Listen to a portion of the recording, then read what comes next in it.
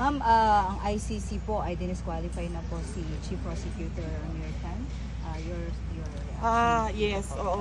Hindi ko po nababasa ang papel no kung ano yung laman ng desisyon ng diskwalifikasyon.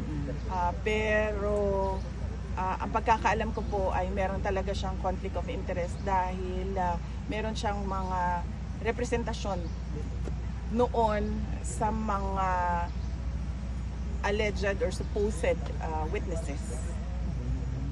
Pero you think, ma'am, it's better now for the defense team now that he's out already?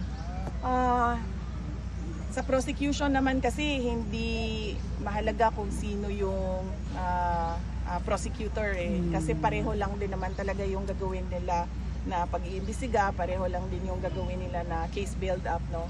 So ang mahalaga talaga is ang preparation nung defense team ni dating Pangulong Rodrigo Duterte sa lahat ng mga posibleng ilabas na witnesses at ebidensya ng prosecution. Ma'am, sorry, alam namin paulit-ulit ang tanong pero ang dami pa rin kasing interesado. Makibalita pa rin kay Sir. How's PRRD po? Ma'am, when was the last time you talked with him po?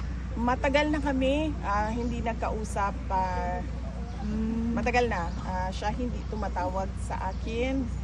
Ang alam ko na ang kausap niya is si Kitty. So si Kitty yung mas may alam kung ano yung nangyayari sa kanya ngayon. At yung nagbibisita sa kanya doon halos araw-araw sa Hague ay yung kapatid niya, si Bong Duterte. Ma'am, may sinasabi si Senator De La Rosa na skin and bones daw, si PRD. Is that true?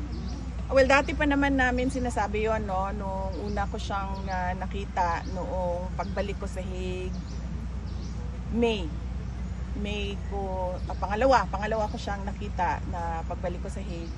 Nakita ko na ang laki ng kanyang pinayat at hindi naman nakakagulat yon, sabi ko nga, dahil wala siyang gana kumain at wala siyang gana sa maraming bagay dahil sa kanyang sitwasyon.